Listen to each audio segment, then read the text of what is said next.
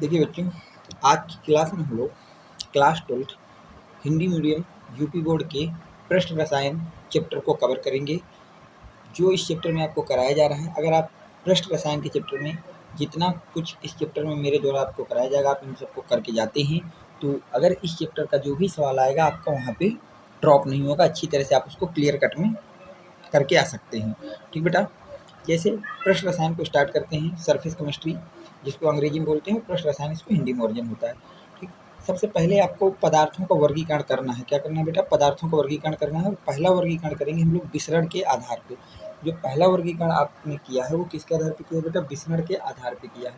विसरण का मतलब होता है कोई भी चीज़ कितना फैल रही है, कितना क्या हो रही है, फैल रही है, प्रवाहित हो रही है, उसको बोलते हैं विसरण। तो ग्राहम ने विसरण के आधार पर पदार्थों का वर्गीकरण किया था। तो ग्राहम ने विभिन्न पदार्थों को उनके विसरण के आधार पर उन्हें दो भागों में बांटा था। जो आपके ग्राहम थे उन्होंने जो विभिन्न पदार्थ थे उनको विसरण के आधार पर दो भागों में बांटा था। एक बोला था क्रिस्टलाभ पदार्थ और दूसरा बोला था कोलाइडल। अब बात आ गई बेटा कि क्रिस्टलाभ किसको कहते हैं, ये कोलाइडल किसको कहते हैं। तो क्रिस्टलाभ आपका वो होता है वे पदार्थ जिनका जलीय विलयन चर्मपत्र द्वारा छन जाता है। जो चर्मपत्र होता है अगर उसके द्वारा कोई जलीय विलयन आपका छन जा रहा है तो वो जो जलीय विलयन है वो अगर आपके चर्मपत्र के द्वारा छन जा रहा है तो ऐसे जलीय विलयन को हम लोग क्या बोलेंगे बेटा? क्रिस्टलाभ बोलते हैं। ऐसे जलीय विलयन को हम लोग क्या बोलते हैं बेटा? क्रिस्टलाभ। मान लेते हैं बेटा चर्मपत्र का मतलब एक चमड़े से है, ये आपका चमड़ा है। अब इसके ऊपर ये हमने चमड़े का एक बीकर बना लिया बेटा, ठीक है, पात्र बना लिया और इसमें हमने कोई विलयन डाल दिया, किसी भी पदार्थ का क्या डाल दिया बेटा? विलयन। अगर वो विलयन इस चर्मपत्र से बाहर आ जाता है, कहाँ आ जाता है बेटा? बाहर आ जाता है, तो ऐसे विलयनों को आप लोग बोलेंगे क्रिस्टलाभ। ऐसे को क्या बोलेंगे बेटा? क्रिस्टलाभ बोलेंगे। वही मैंने लिखा है, उसको पढ़ ले। वे पदार्थ जिनका जलीय विलयन चर्मपत्र द्वारा छन जाता है क्रिस्टलाभ पदार्थ कहते हैं। जैसे आपका चीनी का विलयन है, यूरिया का विलयन है, सुक्रोज का विलयन है, नमक है, गुड़ है इत्यादि, ये सब। ठीक है, अब बात आ गई बेटा कोलाइडल की। कोलाइडल किसको कहते हैं? तो ध्यान से देखिए, अगर वो पदार्थ जिनका जलीय विलयन को हमने चर्मपत्र में डाला, किसमें डाला बेटा? चर्मपत्र, और वो चर्मपत्र से छन करके बाहर ना आ सके, जो ऐसा पदार्थ जिसका जलीय विलयन चर्मपत्र के दूसरे तरफ नहीं जा पाता है या चर्मपत्र से नहीं निकल पाता, ऐसे विलयनों को आप लोग कोलाइडल बोलते हैं।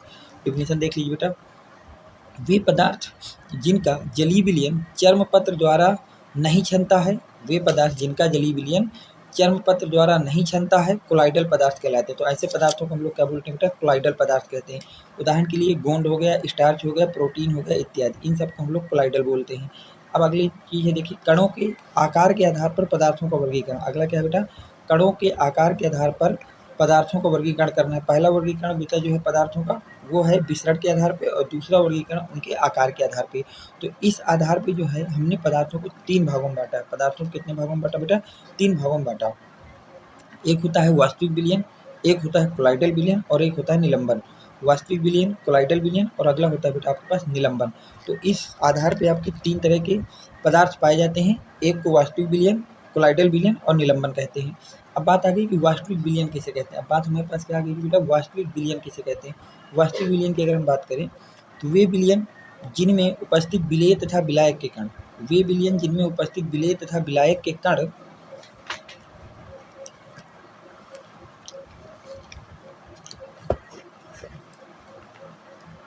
विलायक के कण का आकार लगभग एक समान, लगभग इनको आकार का जो साइज होता है 10⁻⁹ मीटर से कम होता है, ऐसे जो विलयन होते हैं उनको हम लोग क्या बोलते हैं? वास्तविक विलयन।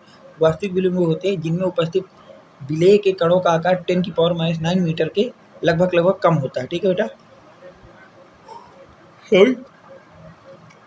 अब बात आ गई कोलाइडल विलयन किन्हें कहते हैं।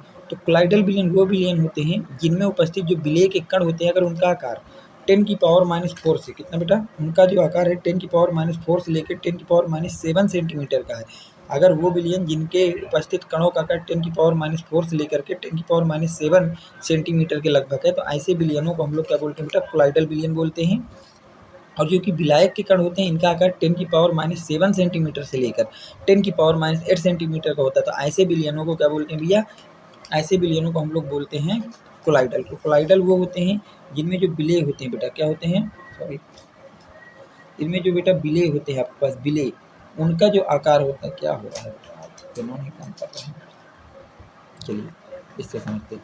इसका मतलब ये है कि जो बिले हैं, क्या बेटा, बिले, अगर उनके कणों का आकार 10⁻⁴ से लेकर के 10⁻⁷ सेंटीमीटर तक है, और जो विलायक हैं उनके कणों का आकार 10⁻⁷ से लेकर के 10⁻⁸ सेंटीमीटर का, तो इस तरह के बिलियनों को हम लोग, जिसमें विलेय के कणों का आकार 10⁻⁴ से लेकर के 10⁻⁷ सेंटीमीटर के बीच में हो, तथा विलायक के कणों का आकार 10⁻⁷ से लेकर के 10⁻⁸ सेंटीमीटर के बीच में हो, तो ऐसे कोलाइडल विलयन को, या ऐसे विलयनों को हम लोग क्या बोलते हैं बेटा, कोलाइडल विलयन बोलते हैं। ऐसे विलयनों को हम लोग क्या बोलते हैं बेटा, कोलाइडल विलयन बोलते हैं, जिनमें विलेय के कणों का आकार इतना और विलायक के कणों का आकार 10⁻⁷ से लेकर के 10⁻⁸ सेंटीमीटर होता है। उदाहरण के लिए बात की जाए तो गोंद हो गया, स्टार्च हो गया, प्रोटीन हो गया इत्यादि। गोंद, स्टार्च, प्रोटीन इत्यादि। अब बात आ गई निलंबन की। अब बात आ गई हमारे पास कि निलंबन किसको कहते हैं। तो देखिए, निलंबन की बात करते हैं तो वे विलयन जिनमें उपस्थित विलेय कणों का आकार 10⁻³ सेंटीमीटर से 10⁻⁴ सेंटीमीटर का होता है, तथा विलायक के कणों का आकार 10⁻⁷ सेंटीमीटर से 10⁻⁸ सेंटीमीटर का होता है, ऐसा विलयन निलंबन कहलाता है। निलंबन क्या है, जिसमें विलेय के कणों का जो आकार है वो 10⁻³ सेंटीमीटर से लेकर के 10⁻⁴ सेंटीमीटर तक हो जाए।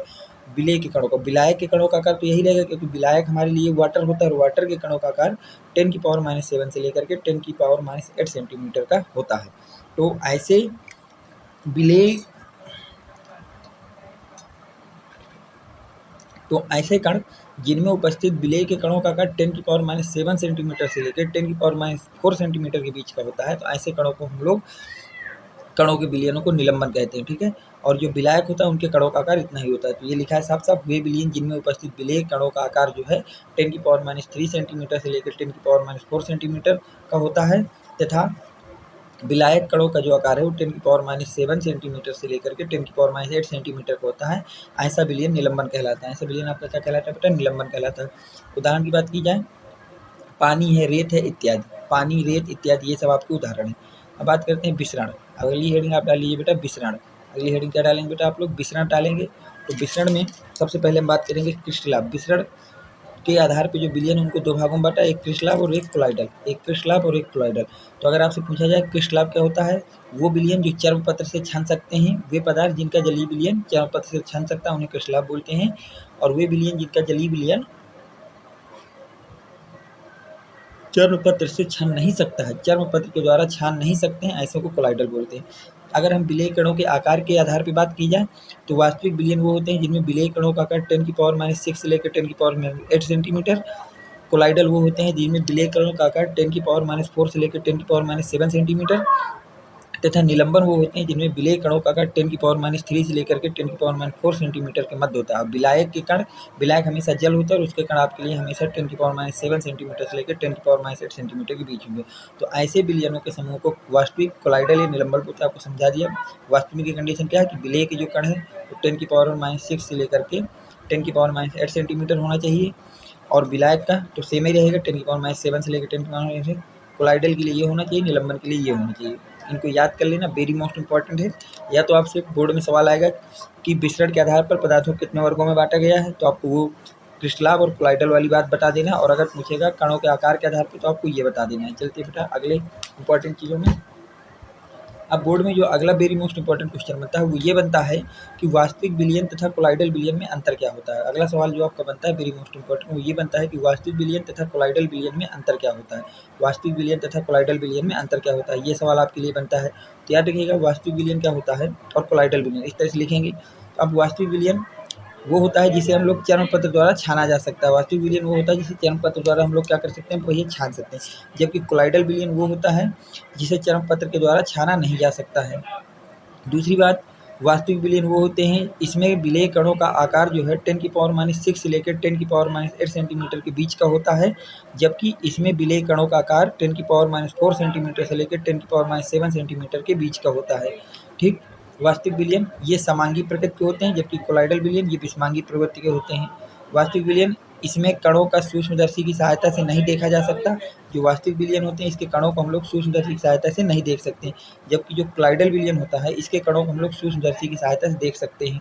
ठीक बेटा, तो ये आपके मेन पॉइंट है, आपको ये दोनों डिफरेंस याद रखना, वेरी मोस्ट इंपॉर्टेंट क्वेश्चन है। आगे देखिए अगला वेरी मोस्ट इंपॉर्टेंट तरफ चलते हैं, कोलाइडल विलयन तथा निलंबन में अंतर। अगला जो वेरी मोस्ट इंपॉर्टेंट आपके लिए सवाल बनता है वो ये बनता है कि कोलाइडल विलयन तथा निलंबन में क्या अंतर होता है। कोलाइडल विलयन तथा निलंबन में क्या अंतर होता है, अगला सवाल ये बनता है। तो एक तरफ डालेंगे कोलाइडल विलयन और एक तरफ लिखेंगे हम लोग निलंबन। तो कोलाइडल विलयन की अगर बात करें तो कोलाइडल विलयन क्या होता है, जो चर्म पत्र के द्वारा बहुत धीरे धीरे विसरित होते हैं, ये लगभग नहीं विसरित होते, जबकि निलंबन में चर्म पत्र के द्वारा ये बिल्कुल भी विसरित नहीं होते हैं। ठीक, कोलाइडल का अगला डिफरेंस है बेटा, इसमें उपस्थित विलेय के कणों का आकार 10⁻⁴ सेंटीमीटर से लेकर 10⁻⁷ सेंटीमीटर के बीच का होता है, जबकि जो आपका निलंबन होता है इसमें उपस्थित विलेय कणों का आकार जो है वो 10⁻³ सेंटीमीटर से लेकर 10⁻⁴ सेंटीमीटर के बीच का होता है। ठीक बेटा, अगर हम अगली बात करें तो कोलाइडल विलयन, इसमें जो सूक्ष्मदर्शी की सहायता से इसको देखा जा सकता है। जो आपके पास कोलाइडल विलयन होगा इसको सूक्ष्मदर्शी की सहायता से आप देख सकते हैं, जबकि जो निलंबन वाला होगा इसे हम लोग नग्न आँखों देख सकते हैं क्योंकि इनके कणों का आकार बड़ा हो जाता है। कोलाइडल विलयन की अगली प्रॉपर्टी है कि इसमें उपस्थित विलेय कणों का समय पर कोई प्रभाव नहीं पड़ता है, जबकि निलंबन में क्या होता है, कुछ समय पश्चात विलेय कण पात्र की तली पे बैठ जाते हैं। तो वेरी मोस्ट इंपॉर्टेंट में आपका आज के लिए इतना ही रखते हैं। ठीक बेटा, अब देखिए बेटा कोलाइडी विलयन, अगला जो टॉपिक है आपके पास है वो है कोलाइडी विलयन। तो कोलाइडी विलयन दो प्रवस्थाओं का विषमांगी तंत्र होता है। दो प्रवस्थाओं का क्या होता है बेटा, एक विषमांगी तंत्र होता है जिसमें विलेय के कणों की जो प्रवस्था को परिक्षिप्त, जो विलेय के कण होते हैं उनकी प्रवस्था को आप लोग परिक्षिप्त प्रवस्था कहते हैं, तथा विलायक के कणों के प्रवस्था को परिक्षेपण कहा जाता है। जो विलायक के कण होते हैं उनकी प्रवस्था को आप लोग क्या बोलते हैं भैया, परिक्षेपण कहते हैं, जिसमें विलेय के कणों का आकार जो है, जो विलेय होते हैं उनके कणों का आकार 10⁻⁴ से लेकर के 10⁻⁷ सेंटीमीटर के बीच का होता है, जबकि विलायक के कणों का जो आकार होता है कोलाइडल विलयन में वो आपका 10⁻⁷ से लेकर 10⁻⁸ सेंटीमीटर के बीच का होता है। ठीक है, आगे अगर बात की जाए, देखिए हमने विलयन चैप्टर में ये बात देखी थी कि विलयन जो है दो चीज़ों से मिलकर बनता है, एक विलेय से और विलायक से। तो इसी तरह जो कोलाइडी विलयन होता है वो दो लोगों से बनकर मिलता है, एक परिक्षिप्त प्रावस्था और दूसरा परिक्षेपण माध्यम। एक परिक्षिप्त प्रावस्था और दूसरा बेटा परिक्षेपण माध्यम, इन दो चीज़ों से मिलकर आपका कोलाइडी विलयन बनता है। परिक्षिप्त प्रावस्था और परिक्षेपण माध्यम, इन दो से मिलकर के क्या बनता है बेटा, कोलाइडी विलयन बनता है। उदाहरण के लिए गोंद, स्टार्च, प्रोटीन, पनीर इत्यादि। ठीक बेटा, अब देखिए अगला ये है कि कोलाइडी विलयन के प्रकार, की कोलाइडी विलयन आपके कितने प्रकार के होते हैं। तो याद रखिएगा, परिक्षेपण माध्यम के आधार पर कोलाइडी विलयन दो भागों में बांटा गया है। परिक्षेपण माध्यम के आधार पर जो कोलाइडी विलयन होता है उनको हमने दो वर्गों में बांटा है, एक होता है द्रव स्नेही कोलाइडी विलयन और एक होता है द्रव विरोधी कोलाइडी विलयन। ठीक बेटा, परिक्षेपण माध्यम के आधार पे जो कोलाइडी विलयन उसको हम लोगों ने दो भागों में बांटा है। उसको कितने भागों में बांटा बेटा, दो भागों में बांटा है। एक को द्रव स्नेही कोलाइडी विलयन और एक को क्या बोलते हैं बेटा, द्रव विरोधी कोलाइडी विलयन। द्रव स्नेही कोलाइडी विलयन और द्रव विरोधी कोलाइडी विलयन, मतलब दो तरह के आपके विलयन में बांटा गया, एक द्रव स्नेही कोलाइडी विलयन और दूसरा द्रव विरोधी कोलाइडी विलयन। यहाँ तक कोई दिक्कत नहीं होगी उम्मीद करता हूँ। अब देखिए आगे की बात करते हैं कि अब द्रव स्नेही कोलाइडी विलयन किसको कहते हैं। अब बात आ गई कि बेटा द्रव स्नेही कोलाइडी विलयन हम लोग किसको कहते हैं, इसको पढ़ना है। तो वे पदार्थ जो द्रव के संपर्क में आने से आसानी से कोलाइडी विलयन बनाते हैं, वे पदार्थ जो द्रव के संपर्क में आ जाएं, किसके संपर्क में आ जाएं भैया, द्रव के, और आसानी से विलयन बना लेते हैं, तो ऐसे पदार्थों को हम लोग द्रव स्नेही कोलाइडी विलयन कहते हैं। ठीक बेटा, और ये एक आपका उत्क्रमणीय कोलाइडी विलयन होता है। ये क्या होता है भैया, एक उत्क्रमणीय कोलाइडी विलयन होता है। यह किस तरह का विलयन होता है बेटा, उत्क्रमणीय कोलाइडी विलयन होता है। उदाहरण के लिए स्टार्च है, प्रोटीन है, जेलेटिन है, ये सब आपके उदाहरण हैं। अब देखिए अगर हम बात करें द्रव विरोधी कोलाइडी विलयन की बात करें, किसकी बेटा बात करते हैं, द्रव विरोधी कोलाइडी विलयन की अगर हम बात करते हैं तो वे पदार्थ जो द्रव के संपर्क में आने से आसानी से कोलाइडी विलयन नहीं बनाते हैं, इसे द्रव विरोधी कोलाइडी विलयन कहते हैं। इसे अनुत्क्रमणीय कोलाइडी विलयन भी कहते हैं। याद रखिएगा, वे पदार्थ जो द्रव के संपर्क में आने से आसानी से कोलाइडी विलयन नहीं बनाते हैं, इसे द्रव विरोधी कोलाइडी विलयन भी कहते हैं। तो ऐसे पदार्थों को जो द्रव के संपर्क में आए, जो आपके किसके बेटा जल के संपर्क में आए पर आसानी से कोलाइडी विलयन का निर्माण नहीं करते हैं, तो ऐसे विलयनों को हम लोग कोलाइडी विलयन नहीं मानते, इनको हम लोग द्रव विरोधी कोलाइडी विलयन बोलते हैं। और ये आपका एक अनुत्क्रमणीय कोलाइडी विलयन होता है। ये किस तरह का एक कोलाइडी विलयन बेटा, ये आपका एक अनुत्क्रमणीय कोलाइडी विलयन होता है। एक प्रकार का कैसा विलयन होता है बेटा, अनुत्क्रमणीय कोलाइडी विलयन होता है। उदाहरण की बात करें, गोल्ड है, सिल्वर है, फेरिक हाइड्रोक्साइड है इत्यादि, ये सब के सब आपके क्या होते हैं, ये इनके उदाहरण हैं द्रव विरोधी कोलाइडी विलयन की। या फिर आपका ये तो आपसे पूछेगा कि परिक्षेपण माध्यम के आधार पर कोलाइडी विलयन कितने प्रकार के होते हैं तो ये लिखना है। और यह भी पूछेगा दोनों में आपको अंतर बताने के लिए पूछेगा। क्या पूछेगा बेटा? अंतर के लिए। तो अगर हम लोग अंतर की बात करें तो ध्यान से देखिएगा, द्रव स्नेही कोलाइडी विलयन तथा द्रव विरोधी कोलाइडी विलयन में अंतर। अगला सवाल क्या है बेटा? द्रव स्नेही कोलाइडी विलयन तथा द्रव विरोधी कोलाइडी विलयन में अंतर आपको लिखना है। तो एक तरफ आप लोग लिखेंगे द्रव स्नेही कोलाइडी विलयन और एक तरफ लिखेंगे द्रव विरोधी कोलाइडी विलयन। एक तरफ क्या लिखेंगे बेटा? द्रव स्नेही कोलाइडी विलयन और एक तरफ लिखेंगे द्रव विरोधी कोलाइडी विलयन। तो जो द्रव स्नेही कोलाइडी विलयन उधर क्या लिखेंगे? यह द्रव के संपर्क में आने से आसानी से कोलाइडी विलयन बना लेता है। जो द्रव स्नेही होता है ये किसी भी द्रव के संपर्क में आने पर आसानी से क्या बनता है बेटा? कोलाइडी विलयन को बना लेता है। जबकि जो द्रव विरोधी कोलाइडी विलयन होता है ये क्या करता है? यह द्रव के संपर्क में आने से आसानी से कोलाइडी विलयन नहीं बनाता है। ये द्रव के संपर्क में तो आता है पर आसानी से जो है वो कोलाइडी विलयन को नहीं बनाता है। तो ऐसे विलयनों को द्रव विरोधी कोलाइडी विलयन कहते हैं। अब द्रव स्नेही कोलाइडी विलयन में अगली खासियत ये होती है कि ये स्थायी कोलाइडी विलयन होते हैं, जबकि जो द्रव विरोधी कोलाइडी विलयन होते हैं ये एक अस्थायी कोलाइडी विलयन होते हैं। इसी तरह द्रव स्नेही कोलाइडी विलयन की अगली जो मोस्ट इंपॉर्टेंट प्रॉपर्टी हुई है कि ये विलयन आसानी से अवक्षेपित नहीं होते हैं। जो आपके पास द्रव स्नेही कोलाइडी विलयन होते हैं ये आसानी से अवक्षेपित नहीं होते हैं। आसानी से क्या नहीं होते बेटा? अवक्षेपित नहीं होते हैं। जबकि जो द्रव विरोधी कोलाइडी विलयन होते हैं ये विलयन आसानी से क्या हो जाते हैं बेटा? अवक्षेपित हो जाते हैं। आसानी से अवक्षेपित हो जाते हैं। अगली बात याद रखिएगा, इसमें कोलाइडी कणों का आकार छोटा होता है। जो आपके द्रव स्नेही कोलाइडी विलयन होते हैं इसमें कोलाइडी कणों का जो आकार होता है वो छोटा होता है, जबकि जो द्रव विरोधी कोलाइडी विलयन होता है इसमें कोलाइडी कणों का आकार जो होता है वो बड़ा होता है। द्रव स्नेही कोलाइडी में अगली चीज़ ये है कि इसे सूक्ष्मदर्शी द्वारा नहीं देखा जा सकता। जो द्रव स्नेही कोलाइडी विलयन होता है इसको सूक्ष्मदर्शी की सहायता से आप नहीं देख सकते हैं, जबकि द्रव विरोधी कोलाइडी विलयन को आप लोग क्या कर सकते हैं बेटा? सूक्ष्मदर्शी की सहायता से देखा जा सकता है। इनको सूक्ष्मदर्शी की सहायता से आप क्या कर सकते हैं बेटा? देख सकते हैं। कोलाइडी विलयन अथवा सॉल बनाने की विधियाँ। अब हमको वो पढ़ना है कि कोलाइडी विलयन तथा सॉल बनाने की कौन कौन सी विधियाँ होती हैं। तो कोलाइडी विलयन बनाने की 2 विधियाँ होती हैं। कोलाइडी विलयन बनाने की हमारे पास कितनी विधियाँ होती हैं बेटा? 2 विधियाँ होती हैं। कोलाइडी विलयन बनाने की हमारे पास 2 विधियाँ होती हैं। एक होता है परिक्षेपण विधि और एक होती है बेटा संघनन विधि। एक होती है परिक्षेपण विधि और एक आपके पास होती है बेटा संघनन विधि। अब देखिए दोनों में क्या होता है, दोनों की बात कर लेते हैं। अगर हम बात करते हैं बेटा परिक्षेपण विधि की, अगर हम लोग बात करते हैं किसकी बेटा? परिक्षेपण विधि की, तो इसमें बड़े आकार के कणों को छोटे कण करके कोलाइडी विलयन बनाए। इसमें क्या होता है? परिक्षेपण माध्यम बेटा बड़े बड़े कण ले लेते हैं और उनको कूट करके पीस करके छोटे छोटे कणों में बनाकर तोड़ लेते हैं और इसके बाद उसका कोलाइडी विलयन बना लेते हैं। तो इस विधि द्वारा बनाया गया कोलाइडी विलयन परिक्षेपण विधि से बनने वाला कोलाइडी विलयन कहलाता है। इसको इस तरह का काम करने के लिए प्रमुख विधियाँ निम्न होती हैं, जिसमें से पहली विधि का नाम है यांत्रिक परिक्षेपण विधि, वैद्युत परिक्षेपण विधि जिसको हम लोग बेंडरिंग आर्क विधि कहते हैं, और अगला होता है पेप्टीकरण। अगला क्या होता है बेटा? पेप्टीकरण होता है। अब अगर हमको देखना हो बेटा कि यांत्रिक परिक्षेपण विधि किसे कहते हैं, अब अगर हमको देखना है कि यांत्रिक परिक्षेपण विधि किसे कहते हैं, तो इसमें देखिए इसमें बड़े कणों को परिक्षेपण माध्यम की उपस्थिति में, इसमें क्या करते हैं बेटा? बड़े कणों को परिक्षेपण माध्यम की उपस्थिति में कोलाइडी मील में पीस करके, इसमें बेटा कोलाइडी मील में पीस कर कोलाइडी विलयन बनाते हैं। इसमें बड़े बड़े कणों को ले लेते हैं और परिक्षेपण माध्यम की उपस्थिति में उसको कोलाइडी मील में पीस लेते हैं। किसमें बेटा? कोलाइडी मील में पीस लेते हैं और इसके बाद उसका विलयन बनाते हैं। और इससे जो विलयन बनता है या इस विधि का प्रयोग पेंट है, वार्निश है, गैमेक्सीन है, इन सबको बनाने में किया जाता है। अब देखिए बेटा परिक्षिप्त प्रावस्था प्लस परिक्षेपण माध्यम, इनको पीसेंगे और पीस के जो बनेगा उसको कोलाइडी विलयन कहते हैं। ये आपको डायग्राम याद रखना है। ये बड़े बड़े कण थे बेटा, इनको इस चक्की में डाला जाएगा और यहाँ से इस चक्की में यहाँ तक आकर के ये लोगों को इनको पीस करके छोटे छोटे कणों में हम लोग परिवर्तित कर देंगे। तो ये बड़े बड़े कण हैं, इसको इस चक्की की सहायता से हम लोग पीस करके छोटे छोटे कणों में तोड़ लेते हैं। अब देखिए आगे की बात करते हैं।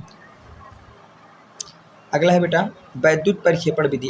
अगला क्या है बेटा? वैद्युत परिक्षेपण विधि, विद्युत परिक्षेपण विधि या बाइंडिंग आर्क विधि। अगले का नाम है वैद्युत परिक्षेपण विधि या बाइंडिंग आर्क विधि। वैद्युत परिक्षेपण विधि या बाइंडिंग आर्क विधि। तो देखिए अब इसमें क्या होता है बेटा? इस विधि द्वारा जिस धातु का कोलाइडी विलयन बनाना हो, मतलब जिस भी धातु को आपको क्या करना है बेटा? कोलाइडी विलयन बनाना है, उसको इलेक्ट्रोड के रूप में जल तथा क्षार की उपस्थिति में प्रबल आर्क उत्पन्न करते हैं। तो उसको इलेक्ट्रोड बना लीजिए। जिस भी धातु को आपको कोलाइडी विलयन बनाना है उस धातु को इलेक्ट्रोड बना लीजिए और एक विलयन लीजिए जिसमें थोड़ी मात्रा में क्षार मिला हो और उसमें बहुत मात्रा में जल हो। जल और क्षार का एक विलयन लेंगे जिसमें आप लोग जिस धातु का भी हमको कोलाइडी विलयन बनाना है उसके इलेक्ट्रोड को लगा देंगे और फिर उसमें क्या करेंगे? प्रबल आर्क को उत्पन्न करेंगे। प्रबल आर्क को क्या करेंगे बेटा? उत्पन्न करते हैं, जिससे जल तथा धातु का विलयन प्राप्त होता है। जिससे हमें क्या प्राप्त होता है बेटा? जल तथा धातु का विलयन प्राप्त होता है। इस विधि का उपयोग मुद्रा धातुएं जैसे कॉपर है, गोल्ड है, सिल्वर है आदि का कोलाइडी विलयन बनाने में प्रयुक्त किया जाता है। ये इसका डायग्राम देखिए बेटा, ये यहाँ पे हमने बर्फ़ के टुकड़े लगा दिए हैं ठंडा रखने के लिए। परिक्षेपण माध्यम जल है और इसमें क्षार है KOH। अब हमको जिस भी धातु का कोलाइडी विलयन बनाना है उस धातु के हमने इलेक्ट्रोड बना लिए। उस धातु के हम लोगों ने क्या बना लिया बेटा, इलेक्ट्रोड बना लिया। एक इलेक्ट्रोड का नाम एनोड है, एनोड पे धनात्मक चार्ज होता है, मैंने धनावेश दे दिया, और कैथोड पे माइनस चार्ज होता है, मैंने माइनस चार्ज रख दिया। तो ये आपका वैद्युत परिक्षेपण विधि हो गई, इसको याद रखना बहुत ही ज़्यादा इंपॉर्टेंट। अगली वेरी मोस्ट इंपॉर्टेंट विधि होती है पेप्टीकरण। अगली क्या होती है बेटा, पेप्टीकरण। अगली वेरी मोस्ट इंपॉर्टेंट विधि होती है पेप्टीकरण की। पेप्टीकरण किसे कहते हैं, तो पेप्टीकरण के विषय में बात कर लेते हैं बेटा। किसके विषय में बात कर लेते हैं भैया, पेप्टीकरण के विषय में बात कर लेते हैं कि पेप्टीकरण किसे कहते हैं। अब अगली बात हम लोग करेंगे पेप्टीकरण के विषय में। किसके विषय में बेटा करेंगे, पेप्टीकरण के विषय में करेंगे। तो देखिए पेप्टीकरण क्या होता है, किसी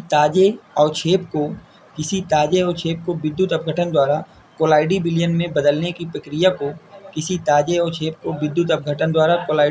बदलने की प्रक्रिया को पेप्टीकरण कहते हैं। इसको क्या कहते हैं बेटा, पेप्टीकरण कहते हैं। फेरिक हाइड्रोक्साइड के ताजे अवक्षेप में फेरिक क्लोराइड मिलाने पर, फेरिक हाइड्रोक्साइड का जो ताज़ा अवक्षेप है उसमें क्या मिला दीजिए बेटा, फेरिक क्लोराइड मिला दीजिए, तो एक लाल चमकदार कोलाइडी विलयन प्राप्त होता है। तो जो फेरिक हाइड्रोक्साइड के अवक्षेप में अगर आपने फेरिक क्लोराइड मिला दिया तो इन दोनों को मिलाने से एक कोलाइडी विलयन बनता है, जिसका कलर कैसा होता है भैया, लाल कलर का चमकदार होता है। तो ये आपकी तीनों हो गई परिक्षेपण विधि, जिसके द्वारा आप लोग कोलाइडी विलयन बना सकते हैं। अब हमको पढ़ना है संघनन विधि, ये जिसको हम लोग भौतिक विधियाँ कहते हैं। संघनन आपकी एक भौतिक विधि है और इसकी भी आपकी कई विधि होती है, जैसे अतिशीतलन द्वारा, विलायक विनिमय द्वारा, वाष्पों के द्रव में संघनन द्वारा। ठीक बेटा, आज की क्लास के लिए यहीं तक रखते हैं। इसके आगे एक वीडियो और आएगा और ये चैप्टर आपका पूरा का पूरा कंप्लीट हो जाएगा। तो अगर आपको वीडियो पसंद आया हो तो वीडियो को लाइक करें, चैनल को सब्सक्राइब करें और अपने फ्रेंड सर्कल में ज़्यादा से ज़्यादा लोगों तक शेयर करें। Thanks for watching, next video coming soon.